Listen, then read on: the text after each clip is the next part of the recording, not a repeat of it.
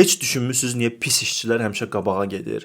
Məsəl üçün hansı şirkətdə işləyirsən, baxırsan ki, bu işçinin çox da böyük savadı yoxdur, bacarığı da yaxşı deyil, amma onu gətirdilər elə bir yüksək vəzifəyə qoydular ki, özün də məəttəl qaldın.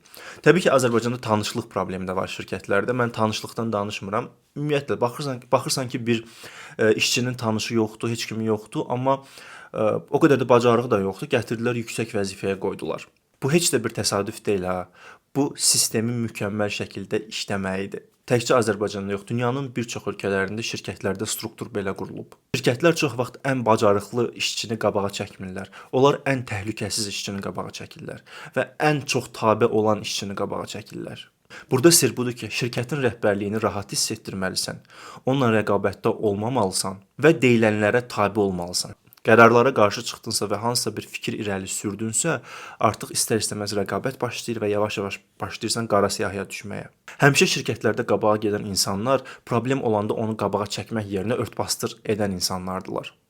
Heç bir problem həll olunmasa da hər şey qaydasındadır, belə şəklini yaradan insanlardılar. Bax, bunlar həmişə rəhbərlik tərəfindən sevilir. Bacarıqlı insanlar isə şirkətlərdə həmişə gərginlik yaradırlar.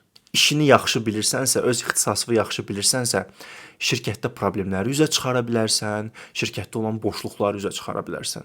Biz də çox gözəl bilirik ki, Azərbaycanda bir çox şirkətlərdə rəhbərlikdə olan insanlar o qədər də bacarıqlı deyillər. Onların səhvlərini üzə çıxarmaq sənin bütün problemlərdən başlanğıcı ola bilər. Ona görə də sadiq və heç nəyə qarışmayan, hər şeyə tabe olan insanlar həmişə yuxarı qaldırılırlar. Burada məqsəd görüntü yaratmaqdır. Həmişə özlərindən bir pillə yuxarıdakını qoruyurlar bu tip insanlar. Və vəzifə yüksəlişi bacarığa görə yox və sırf o ən təhlükəsizliyə görə olur. Yəni ki, bu şəxs ən təhlükəsizdir, mən bunu qabağa verəcəm.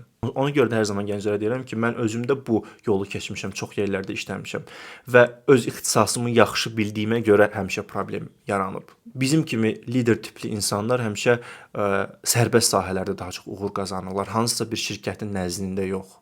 Yəni bunu nəzərə alın, unutmayın.